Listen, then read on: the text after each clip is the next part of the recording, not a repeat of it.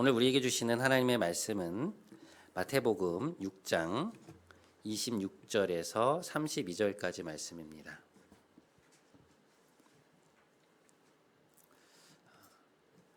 이 말씀을 한 절씩 교독하시고 마지막 32절은 합독하시겠습니다.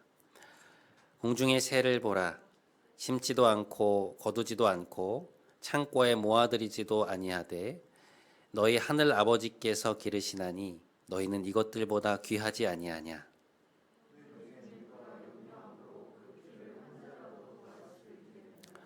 또 너희가 어찌 의복을 위하여 염려하느냐. 들의 백합화가 어떻게 자라는가 생각하여 보라. 수고도 아니하고 길쌈도 아니하느니라.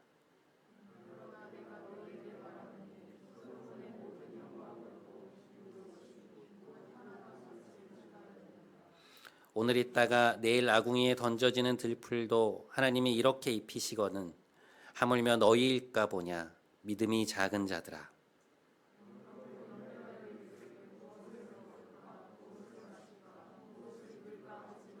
함께 이는 다 이방인들이 구하는 것이라.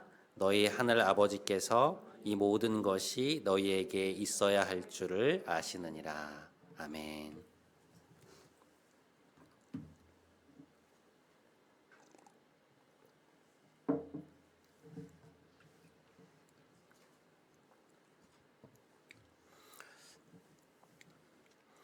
스카펙 박사의 아직도 가야 할 길이라고 하는 책이 있습니다. 뉴욕타임즈 최장기 베스트셀러 중에 하나였고 출간된 지 30년이 지났지만 여전히 많은 사람들에게 사랑을 받고 있는 그런 책이죠. 제가 이 책에 관심을 갖게 된 것은 이 저자의 이력 때문인데요. 저명한 정신과 의사이자 또 많은 책의 저자인 그는 이 책을 쓰고 나서 얼마 후에 그리스도인으로 회심을 하게 됩니다. 근데 그 회심 이야기가 좀 독특해요. 스카펙 박사는 자신의 책에서 인용했던 예수님의 말씀의 출처를 확인하려고 복음서를 읽기 시작했는데 그 과정에서 이 예수님의 말씀이 도저히 거짓일 수 없겠다라는 생각이 들어서 신앙을 갖기로 결정했다고 합니다. 정신과 의사인 자신의 경험에 비추어 볼 때 이 예수님의 말, 행동, 그 내면이 너무나 진실성을 갖고 있어서 도저히 사람들이 꾸며낸 얘기라고는 생각할 수 없었기 때문에 신앙의 자리에 그렇게 들어서게 되었다고 말하고 있습니다.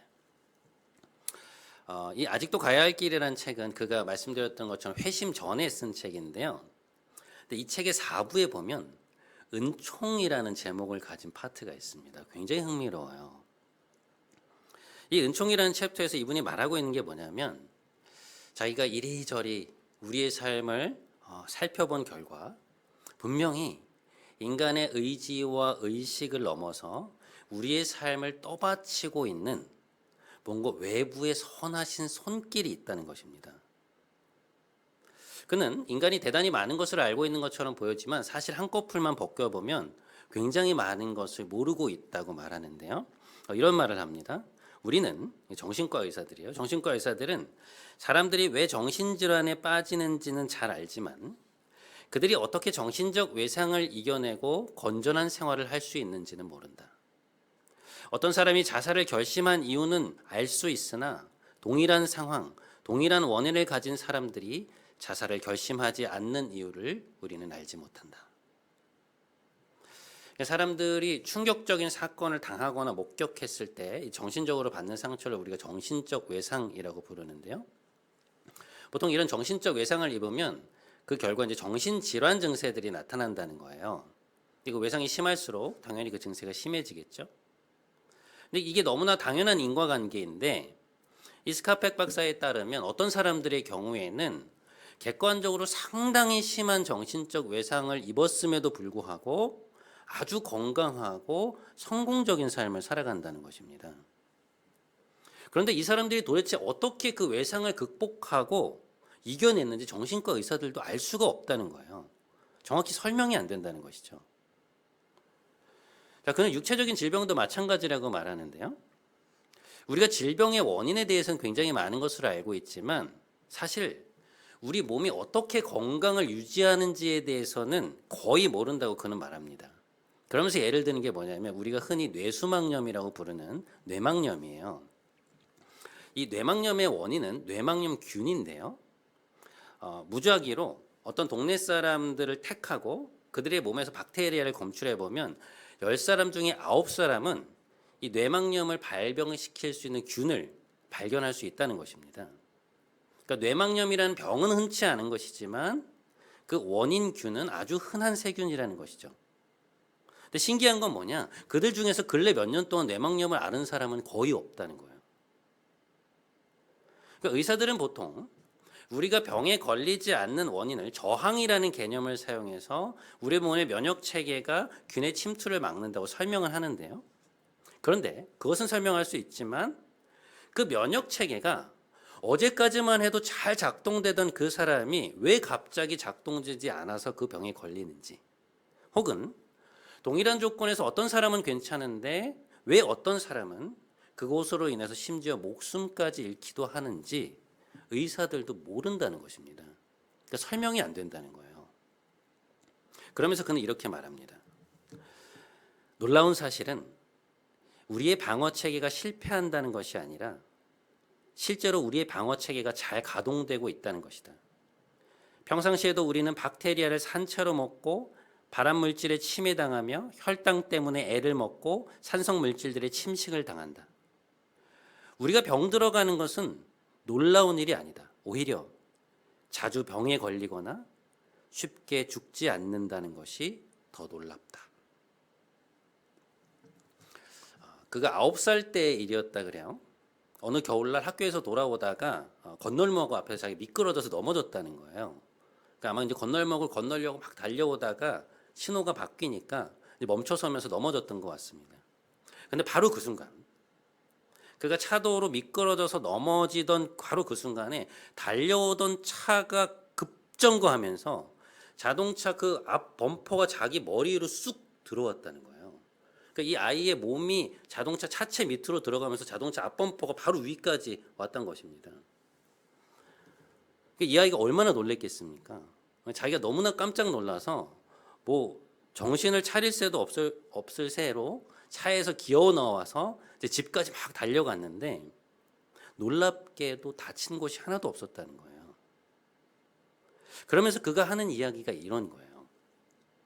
우리가 살면서 이런 일들이 생각보다 많지 않냐는 것입니다. 그러니까 사고를 당한 순간보다 사고를 당할 뻔한 순간들이 훨씬 더 많다는 것이죠.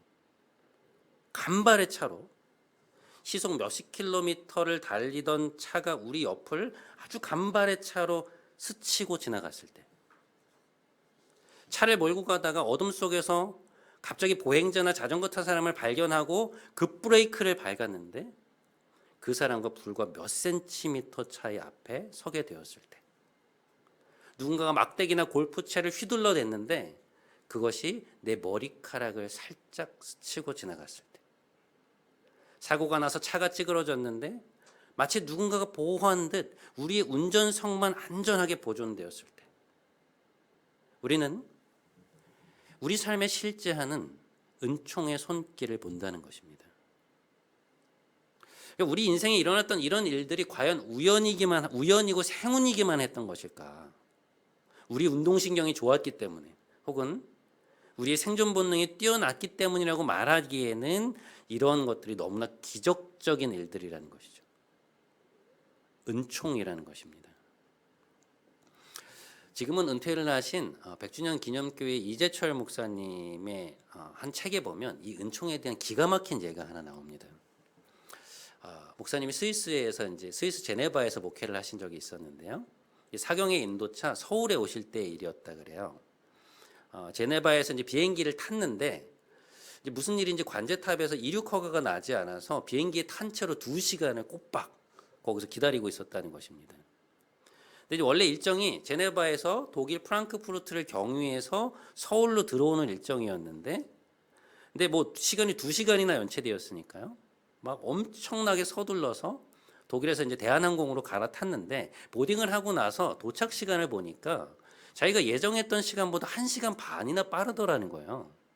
이게 어떻게 된 건가 싶어가지고 물어봤더니 유럽이 바로 전날부터 이제 썸머 타임을 실시했는데 표를 끊을 때 대한항공 직원이 그걸 감안하지 못하고 잘못 알려준 것이었습니다. 이제 그렇게 한국에 도착했는데 예정 시간보다 거의 2시간 가까이나 빨리 한국에 도착한 것입니다. 그래서 이제 공항에 픽업을 나오기로 한 아내에게 전화를 걸어야 되는데 뭐 이제 제네바에서 바로 왔으니까요. 한국 동전도 없고 이제 전화카드 수중에 전화카드도 없었다는 것이죠. 아마 그때 핸드폰이 이제 막 퍼지기 전이었던 것 같아요. 근데 이걸 어떻게 해야 하나 하는 그런 도중에 저쪽 한 10m 정도 앞에 손에 핸드폰을 들고 있는 한 젊은 사람이 보였다는 것입니다. 그래서 그 사람이 가서 사정을 얘기하고 이제 폰을 빌려서 아내에게 전화를 한 것이죠. 이제 집에서 막 출발하던 아내에게 오지 말고 내가 갈 테니까 기다리라고 얘기를 하고 나서 전화를 끊고 이제 공항에서 나오려고 하는데 이 젊은이가 자기가 지금 사무실로 가는 길인데 태워다 주겠다고 막 목사님에게 막 강권을 하더라는 거예요. 들어보니까 방향도 좀 다르거니와 좀 폐를 끼칠 것 같아서 괜찮다고 거듭 거절했는데 목사님은 막 거의 끌고 가다시피 해서 차에 태웠다는 것입니다. 그런데 그 가는 과정에서 이 젊은 사람이 자기의 이야기를 하더라는 거예요.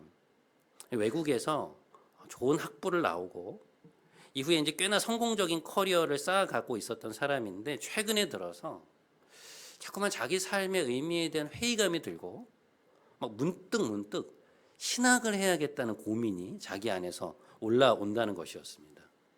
근데 문제는 뭐냐면 이 젊은이가 어린 시절에 교회를 다니다가 어떤 상처 때문에 교회에서 발걸음을 끊은 지 너무 오래되었다는 거예요. 근데 왜 자기에게 자꾸만 그런 마음이 드는지 친구들에게 말하면 미쳤다고 할 것 같고 막 어디 물어볼 데는 없고 막 너무나 답답해하고 있는 그러한 상황이었던 것이죠. 근데 공항에서 목사님이 이분에게 핸드폰을 빌리는 그 순간 갑자기 이분에게 내 인생 상담을 해야겠다. 그런 생각이 번쩍 들어가지고 목사님인지도 모른 채 무작정 차에 태웠다는 것입니다. 세상에. 근데 그렇게 목사님과 한참 상담을 하고 이제 헤어질 때 그 친구가 목사님, 저 이번 주에부터 꼭 교회에 다닐 겁니다. 그리고 이제 헤어지게 되었다는 것이죠. 근데 목사님 말씀하시기를 자기는 분명히 그 친구가 지금 어딘가에서 신실하게 신앙생활을 하고 있을 것이라고 확신한다고 말씀하시면서 그 이야기를 마무리하는 것을 본 적이 있습니다. 여러분, 이게 은총이죠. 은혜 아닙니까? 이철 목사님 얘기가 이거예요. 자기가 어떻게 그 타이밍을 맞출 수 있었겠냐는 거예요. 제네바에서 서울까지가 10,000km래요. 그런데 인생에서 단 한 번도 만나지 못했던 사람을 비행기 출발이 예상보다 늦어지고 직원의 실수로 예상 시간보다 빨리 도착하는 비행기를 타게 되어서 아내에게 전화를 해야 했던 바로 그 타이밍에 어떻게 그러한 사정을 가진 사람이 자기 바로 앞에 있을 수 있었겠냐는 거예요. 하나님의 섭리가 아니라면 그것을 무엇으로 설명할 수 있겠냐는 것이죠. 여러분 그렇지 않습니까? 저희 교회 옥상에 남자 화장실이 있는데요. 요 바로 위층에 본래 창고로 쓰던 것을 화장실로 개조한 것인데요. 원래는 임대인분이 이 개조를 되게 완강하게 반대하셨습니다. 거기를 화장실로 쓰면 변기나 세면대에서 물이 내려오고 또 이렇게 올라가는 그 배수구를 파야 되거든요. 근데 본인이 이제 아는 건축업자한테 물어봤더니 배수구를 내려면 직경이 좀 생각보다 큰 구멍을 뚫어야 돼서 이 건물이 오래되었는데 건물에 부담이 될 수도 있다 그랬다는 거예요. 그래서 안 했으면 좋겠다 이제 그러시더라고요. 굉장히 난감한 상황이었습니다. 여러분 이 2층 화장실을 남녀가 같이 쓴다고 한번 생각해 보세요. 얼마나 불편하겠습니까? 그래서 제가 보통 그러지 않는데 굉장히 강하게 부탁을 드렸어요. 우리 인테리어 대표님하고도 같이 만나서 한번 보자. 그래도 안 될 것 같으면 하지 않겠다라고 이제 말씀을 드리고 약속을 잡아놓고 저는 먼저 막 혼자서 막 걱정이 막 엄청 되는 것이죠. 이거 안 되면 어떡하나. 이제 안 그래도 장소가 좁아서 불편한데 화장실도 같이 쓴다니 성도님들이 좋아하시겠나 싶어가지고 막 제가 혼자 염려가 되어서 며칠 동안 엄청 열심히 막 기도를 혼자 한 것이죠. 근데 그리고 나서 며칠 뒤에 미팅을 가졌는데 여러분 어떤 일이 있었는지 아세요? 이 건물이 한 30년 정도 되었다 그래요. 근데 처음에 이 임대인 어르신이 이 건물을 지을 때 이 건물을 본래 여기 2층이잖아요. 2층까지 아니라 3층 건물로 지으시려고 했다는 거예요. 그래서 3층까지 이미 그 화장실 배수관을 다 뚫어 놓으신 거예요. 그러니까 다 연결까지 해 놓으셨더라고요. 그러니까 그 창고 바닥에 배수구가 이렇게 올라와 있는 거예요. 근데 자기가 그걸 몇십 년 동안 잊어버리고 있었다는 것입니다. 근데 제가 그 창고의 한쪽 구석에 이렇게 이 정도 올라와 있는 배수관을 보는 순간 전율이 일어나더라고요. 저는 막 남자 화장실 여기에 못 만들면 어떻게 하나 막 혼자 애달아가지고 며칠을 막 걱정을 하고 있었는데 하나님이 이미 오늘을 내다보시고 30년 전에 그 구멍을 미리 뚫어 놓으신 것이죠. 막 머리카락이 쭉 뼈서더라고요. 여러분, 사실 우리 삶을 돌아보면 이런 일들이 얼마나 많았습니까? 도저히 설명되지 않는 그 정확한 타이밍에 누군가와 통화가 되고 내가 만나려고 했던 어떤 사람을 예상치 못하는 곳에서 만나게 되고 생각지도 못했던 어떤 일이 일어나서 우리 생각으로는 도저히 안 될 것 같은 일들이 해결되었던 그런 상황들이 우리 삶 속에서 얼마나 많았습니까? 그러니까 우리가 잊어버리고 있어서 그렇지 그 목록을 다시 작성해서 보잖아요. 아마 깜짝깜짝 놀랄 거예요. 그런 일들이 하나님의 은총이라는 말 외에 어떻게 설명이 될 수 있겠어요? 우리의 계획을 넘어서 하나님이 우리 삶에 개입하셨고 친히 우리를 돌보셨다는 설명 외에 그 일을 더 잘 설명할 수 있는 길이 있겠냐는 것이죠. 오늘 우리가 이 염려의 문제를 다루는 데 있어서 핵심은 뭐냐?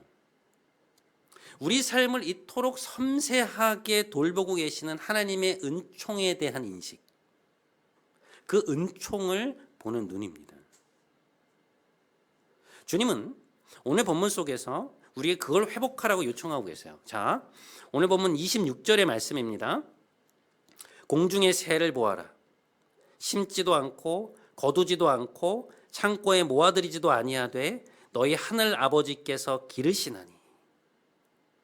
주님은 공중에 나는 새를 보시면서 하나님의 손길에 대해서 말씀하십니다. 여러분, 사실 우리는 새들이 어떻게 살아가는지 별로 관심이 없죠. 주변에 보이는 새들이나 혹은 숲에서 날아다니는 그 수많은 새들이 생명을 어떻게 유지해 나가고 있는지 우리는 그것을 너무나도 당연하게 생각합니다. 하지만 여러분, 생각해 보면 그 수많은 새들이 매일매일 어디에선가 먹이를 먹고 그들의 생명을 유지하고 새끼를 친다는 사실은 일종의 신비예요. 새들이 어딘가에 먹이를 저장하고 있는 게 아니잖아요. 우리처럼 바로 가면 밥을 먹을 수 있는 식당이나 편의점이 있는 게 아니지 않습니까? 근데 그들은 도대체 어떻게 살아가고 있냐는 것이죠. 거기에 대해서 주님은 뭐라고 말씀하십니까? 하늘 아버지께서 그것들을 기르신다는 거예요. 하나님이 그 새들을 기르신다라고 표현합니다. 그러니까 이 땅에 살아가는 수많은 새들을 하나님이 기르신다는 거예요. 그러면서 주님이 그 말씀의 마지막에 한마디를 덧붙이시는 말씀이 있는데요. 그게 뭔지 아세요, 여러분? 바로 이 말씀입니다. 너희는 이것들보다 귀하지 아니하냐. 때로 주님이 우리에게 어떤 설명을 하신 이후에 거기에 대한 결론을 내리시면서 이렇게 한마디씩 덧붙이시는 말씀이 있는데요. 막 그 말씀이 우리 마음을 강타할 때가 있습니다. 넋을 놓고 있던 우리의 정신을 번쩍번쩍 깨우시는 말씀들이 있어요. 너희는 이것들보다 귀하지 아니하냐. 하늘에 계신 너희 아버지께서 말 못하는 새들도 저렇게 귀히 여기셔서 끼니 때마다 먹이시고 돌보시고 기르시는데 아무렴 하나님의 자녀된 너희겠느냐. 너희를 새들보다 훨씬 더 세심히 먹이시고 입히시고 돌보시는 건 당연한 것 아니겠느냐. 여러분 이 말씀 아니겠습니까? 자, 이렇게 말씀하신 뒤에 우리를 향한 그 하늘 아버지의 마음을 확증하시는 또 한 가지 예를 드십니다. 오늘 본문 28절에서 30절 말씀입니다. 또 너희가 어찌 의복을 위하여 염려하느냐? 들의 백합화가 어떻게 자라는가 생각하여 보아라. 수고도 아니하고 길쌈도 아니하느니라. 그러나 내가 너희에게 말하노니 솔로몬의 모든 영광으로도 입은 것이 이 꽃 하나만 갖지 못하였느니라. 주님은 길가에 피어있는 꽃을 예로 들어서 말씀하십니다. 들의 백합화가 어떻게 자라는지 생각해 보라는 거예요. 자, 여러분, 이 동사의 변화를 유의해서 보세요. 아까 공중의 새와 관련해서는 무슨 동사를 쓰셨습니까? 공중의 새를 보아라 라고 말씀하셨죠. 이번에 뭐라고 하세요? 들의 백합화를 생각해 보아라. 그러니까 잘 생각해 보라는 거예요. 꽃이 스스로 막 수고하는 것도 아니고 옷감을 짜서 자기 옷을 만드는 것도 아닌데 그것들이 얼마나 아름다운 옷을 입고 있는지 한번 생각해 보라는 것입니다. 여러분, 꽃들이 얼마나 예쁩니까? 제가 이번 주에 저쪽 길 건너편에 편의점에 갈 일이 있어서 편의점에 갔다가 이제 건널목을 건너려고 이렇게 내려오는 길에 편의점 옆에 있는 화단에서 이제 꽃을 보게 되었어요. 아주 짙은 주황색 계열의 꽃이었습니다. 꽃잎이 한 8, 9개 정도 되는데요. 꽃잎이 얇고 끝에가 이제 둥글둥글하게 나 있는데 이 꽃잎의 끝에 색깔이 제일 진하고 꽃술 쪽으로 들어갈수록 색깔이 살짝 옅어지는데 도대체 어떻게 그런 색감이 나올 수 있는지 정말 제가 감탄만 나오더라고요. 그러니까 꽃술 자체는 또 밝은 주황색인데요. 그 안쪽에 검은 점들이 여러 개 찍혀 있었어요. 그 색의 조화가 얼마나 아름다운지 한참을 제가 들여다보고 있었습니다. 여러분, 우리는 백화점이나 쇼핑센터에서 수많은 옷들을 보죠. 그것이 서로 수백만 원짜리, 수천만 원짜리 옷이라고 한들 과연 길가에 피어난 꽃들이 갖고 있는 그 아름다운 천연색과 또 멋진 디자인에 비길 만한 옷이 있을까요? 아무리 기술이 발전한다 한들 어떻게 옷감에 그런 색이 나올 수 있으며 어떻게 그러한 디자인을 만들어낼 수 있겠어요? 여러분, 맑은 하늘에 저 멀리 짙어져가는 저녁 노을의 색을 인간이 똑같이 구현해낼 수 있습니까? 제 아무리 성능 좋은 슈퍼컴퓨터라고 해도 해안가에 밀려오는 그 아름다운 파도의 무늬를 예측하는 것은 불가능하다고 합니다. 오늘 주님이 말씀하시는 것은 무엇인가? 인간이 도저히 따라잡을 수 없는 그분의 탁월한 감각으로 하나님은 친히 디자인하시고 친히 색을 입힌 최고의 옷을 꽃들에게 입히신다는 것입니다. 하나하나 그들만의 옷을 만들어 주신다는 것이죠. 자, 이렇게 말씀하신 이후에 주님은 마지막에 또 한마디를 덧붙이십니다. 자, 이 말씀 우리 한번 함께 읽어보시죠. 함께 읽겠습니다. 시작. 오늘 있다가 내일 아궁이에 던져지는 들풀도 하나님이 이렇게 입히시거든 하물며 너희일까 보냐 믿음이 작은 자들아. 우리 다시 한번 읽겠습니다. 자, 시작. 오늘 있다가 내일 아궁이에 던져지는 들풀도 하나님이 이렇게 입히시거든 하물며 너희일까 보냐 믿음이 작은 자들아. 여러분, 주님이 말씀하시는 것이 무엇입니까? 왜 그렇게도 못 믿냐는 거예요. 하나님이 너희 아버지라고 입술로 인정하고 심지어 기도까지 하면서 매일매일 너희 삶에 베풀어지는 그분의 은총을 그렇게 경험하면서도 하나님이 먹이시고 입히시는 새들과 꽃들을 바로 옆에서 매일매일 보면서도 너희는 왜 그렇게 믿음이 없냐는 것입니다.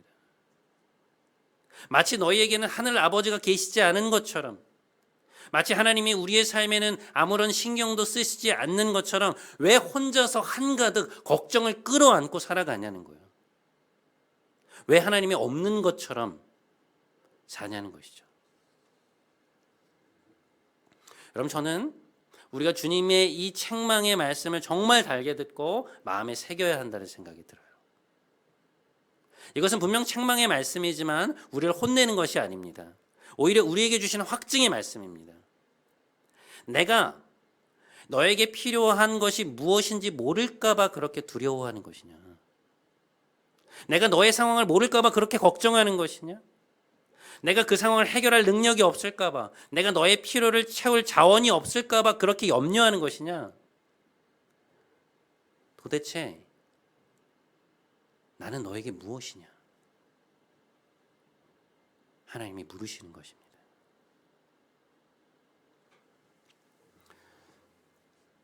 제가 참 좋아하는 시 중에 구상시인의 말씀의 실상이라는 시가 있습니다. 하나님이 우리에게 베푸시는 이 은총에 대한 감각이 희미해질 때마다 제가 떠올리는 시 중에 하나인데요. 그 내용이 이러합니다. 영혼의 눈에 끼었던 무명의 백태가 벗겨지며 나를 에워싼 만유일체가 말씀임을 깨닫습니다.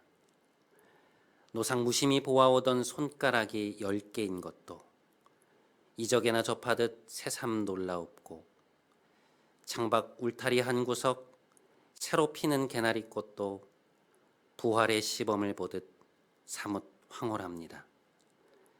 창창한 우주, 험하게 바다에 모래알보다도 작은 내가 말씀에 신령한 그 은혜로 이렇게 오물거리고 있음을 상상도 아니요 상징도 아닌 실상으로 깨닫습니다.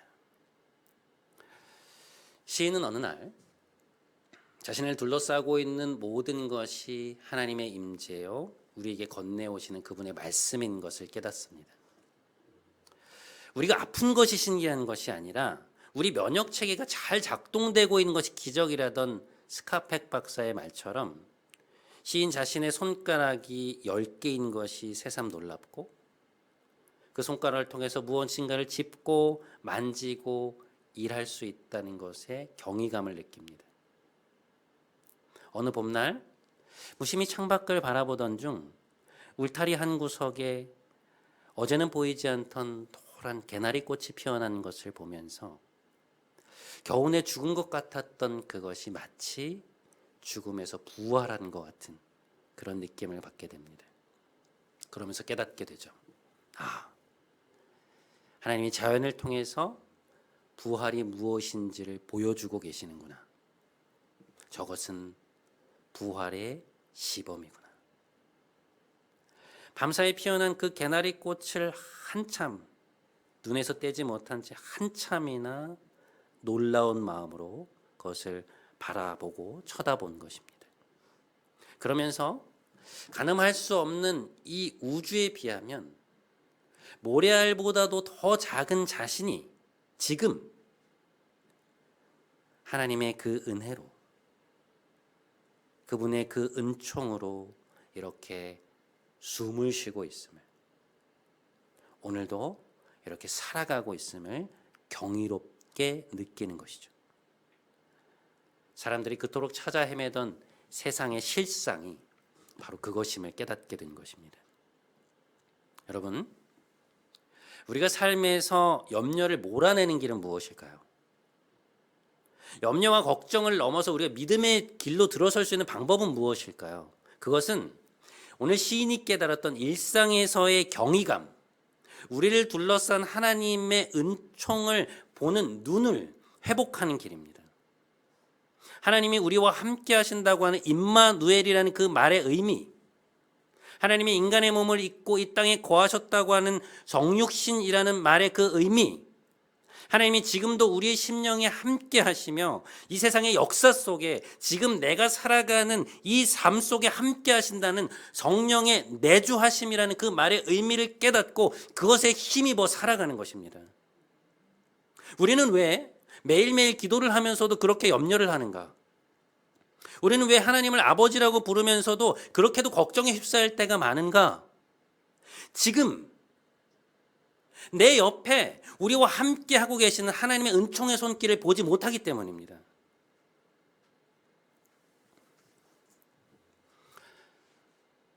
저희 아이가 한때 얼음에 꽂힌 적이 있었습니다. 이제 4살이니까요. 막 세상의 모든 것이 경이로울 때죠.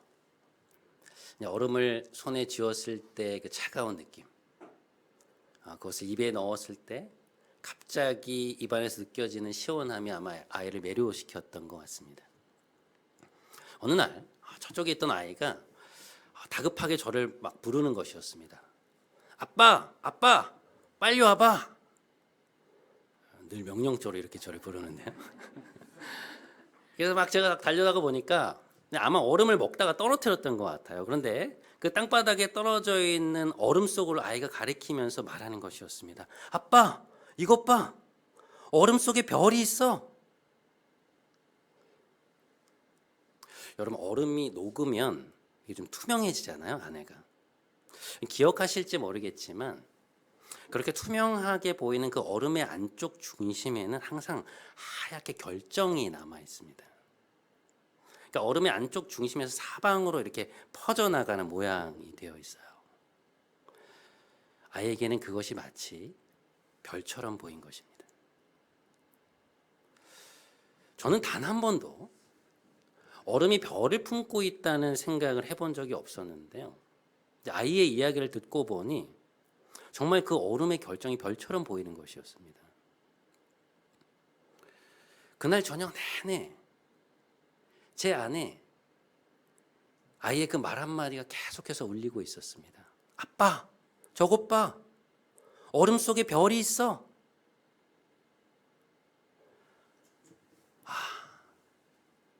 하나님은 얼음 속에 별을 넣어 놓으셨구나. 문득 말로 할 수 없는 경이감이 제 안에 찾아들었습니다. 우리가 손에 쥘 수 있는 이 얼음 속에 저 하늘에 별을 넣어 놓으신 그 하나님의 그 미적 감각은 얼마나 탁월하신가. 다급한 듯 저를 부르면서 이 창조 세계의 경이감을 일깨워준 아이의 부름을 들으면서 저는 그것이 아이를 통해서 저를 부르시는 하늘 아버지의 음성인 것을 깨닫게 되었습니다.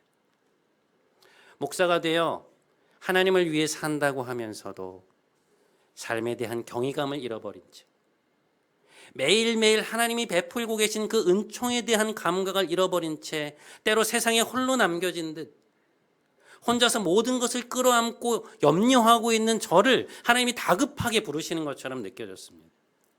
마치 오래전 광야에서 가시덤불을 불태우시며 지나가던 모세를 다급히 불러 세우시던 하나님의 모습처럼 자신이 매일 다니던 그곳이 하나님의 임재로 가득한 거룩한 땅인 것을 모른 채 익숙한 듯 지나쳐가던 그를 불러 세우신 것처럼 이 거룩한 땅을, 하나님이 임재해 계신 일상이라는 거룩한 땅을 마치 하나님이 없는 듯 익숙하게 지나쳐버리는 우리를 다급하게 불러 세우시는 하나님의 음성으로 듣게 된 것입니다. 사랑하는 여러분, 주님은 오늘 우리에게 공중의 새를 보라고 말씀하십니다. 길가에 핀 꽃을 보라고 말씀하세요. 그리고 덧붙이시죠. 너희는 이것들보다 귀하지 아니하냐. 하물며 너희일까 보냐. 믿음이 작은 자들아. 이번 한 주 이 거룩한 땅에서 우리에게 베풀어지고 있는 하나님의 은총을 경험하고 그 영적 실제를 경이로운 눈으로 바라보므로 염려의 자리에서 벌떡 일어나 하나님의 품에 달려가 안기시는 여러분 모두가 되시기를 주님의 이름으로 간절히 축원드립니다. 함께 찬양하며 나아가도록 하겠습니다. 오늘 우리가 함께할 찬양은 내 영혼은 안전합니다 라고 하는 찬양인데요. 가사가 이렇게 되어 있습니다. 내 아버지 그 품 안에서 내 영혼은 안전합니다. 주 손길로 내 삶을 안으시니 그 평강이 나를 덮습니다. 우리 가사를 생각하면서 함께 찬양하며 나아갔으면 좋겠습니다. 조명 좀 꺼주세요.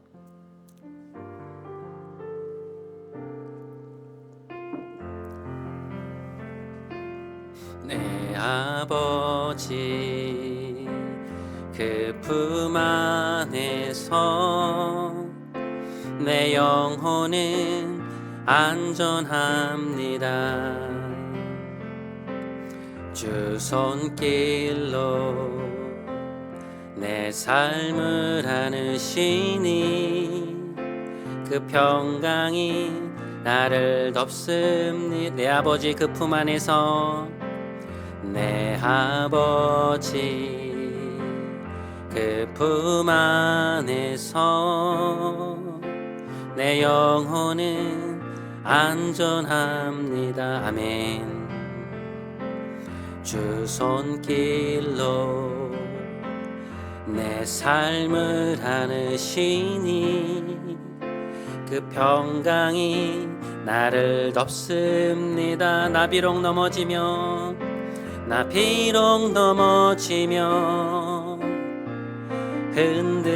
흔들리지만 주 내 안에 거하며 나를 붙드시니 내 생각을 주께로 돌리고 주시는 평강에 옷을 입습니다. 주 약속 안에서 내 영혼 평안해. 내 뜻보다 크신 주님의 계획 나 신뢰해. 두려움 다 내려놓고 주님만 의지해. 주 안에서 내 영혼 안전합니다. 주 약속 안에서 내 영혼 평안해. 내 뜻보다 크신 주님의 계획 나 신뢰해. 두려움 다 내려놓고 주님만 의지해. 주 안에서 내 영혼 안전합니다.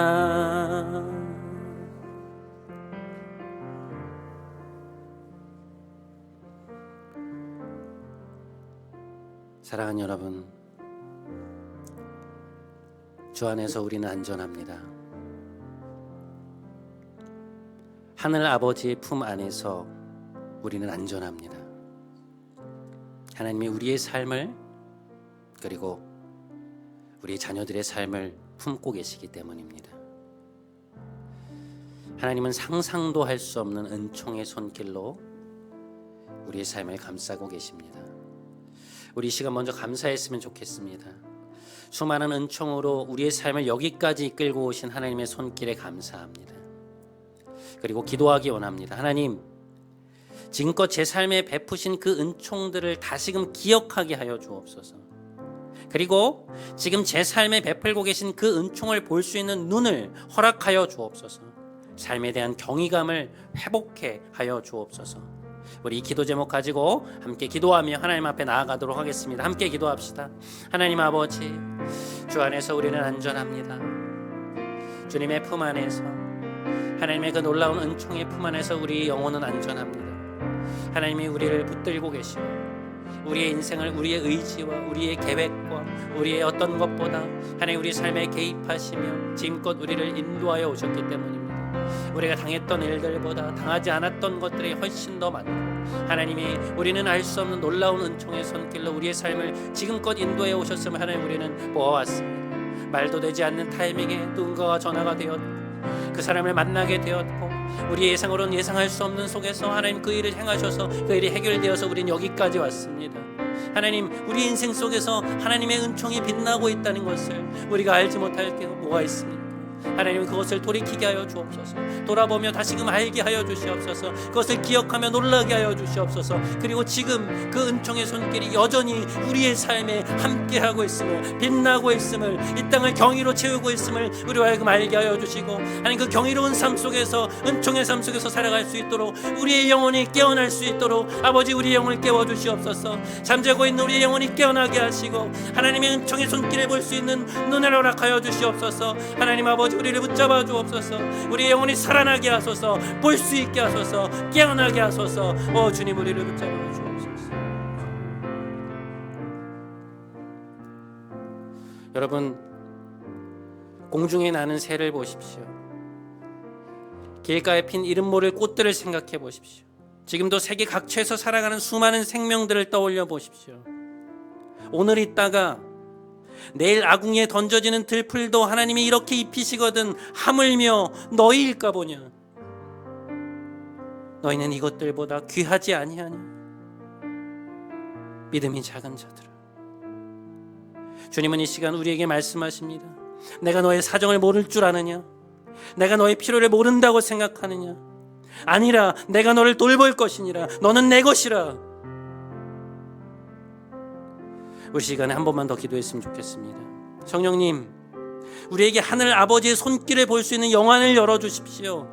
이 세상의 실제를 볼 수 있는 눈을 주십시오. 우리를 향한 하늘 아버지의 마음을 믿게 해주십시오. 우리 이 기도 제목 가지고 한 번만 더 함께 기도하며 나아가도록 하겠습니다. 함께 기도하겠습니다. 하나님 아버지, 공중에 나는 새를 볼 수 있게 하여 주시옵소서. 길가에 핀 꽃을 볼 수 있게 하여 주시옵소서.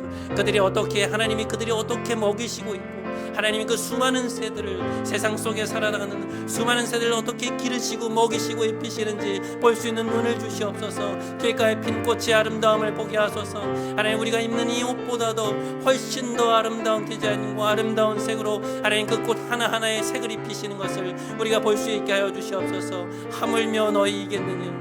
너희는 이것들보다 귀하지 아니하냐? 말씀하시는 아버지의 마음을, 하늘 주님의 말씀을 귀 기울여 듣게 하여 주옵소서. 주님, 흘리지 않게 하여 주시옵소서. 생각하게 하여 주옵소서. 묵상하게 하여 주옵소서. 하나님 아버지, 그것을 붙들고 오늘도 우리의 삶 속에서 역사하고 계시고, 우리의 삶의 미래를 계획하고 계시고, 우리와 함께하고 계시고, 지금 우리를 먹이시고 입히시고 우리의 사정을 안다고 말씀하신 하나님의 말씀 앞에 귀 기울이기 원합니다. 내가 너의 필요를 모를 줄 아느냐? 내가 너의 사정을 모른다 생각하느냐? 내가 능력이 없어서 너의 필요를 채우지 못한다고 생각하느냐? 너는 나에게, 나는 너에게 무엇이냐?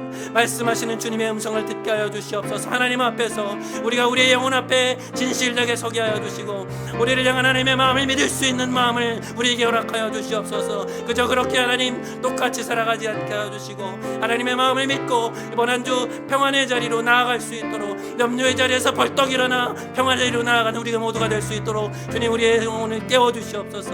주님, 우리와 함께 하여 주시옵소서. 주님,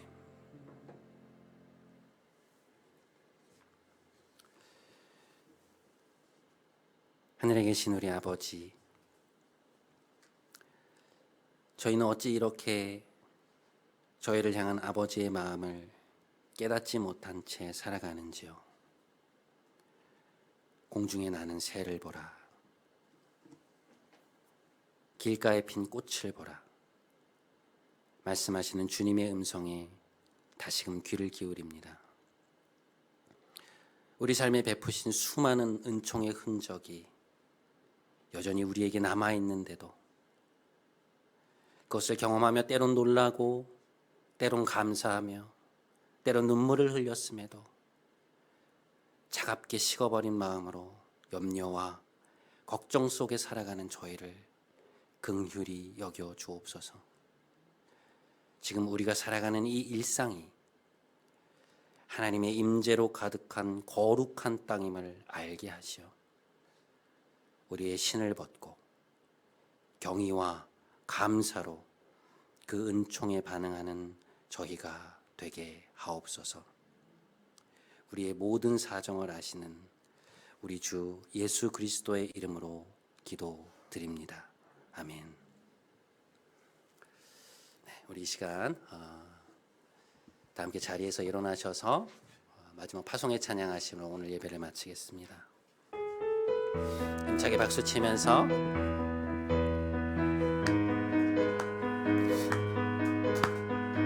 우리들의 다양함 속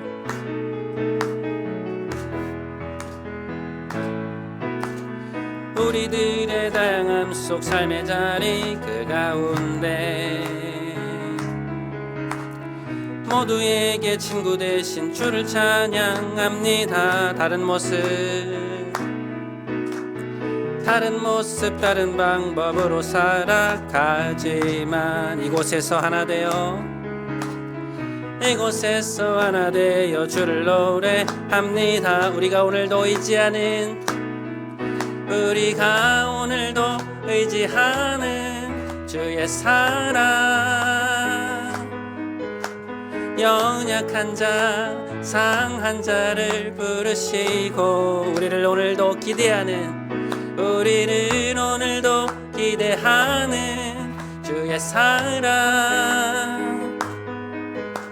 서로 함께 의지하며 가리라. 우린 지금 한 몸으로 마음 모두 담아서 아름다운 주를 함께 모여 예배합니다. 닮은 모습 닮은 형상으로 창조된 우리, 이 시간에 한 목소리 모아 고백합니다. 우리가 오늘도 의지하는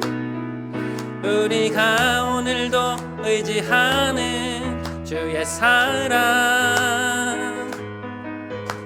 연약한 자, 상한 자를 부르시고 우리를 오늘도 기대하는 주의 사랑, 서로 함께 의지하며 가리라.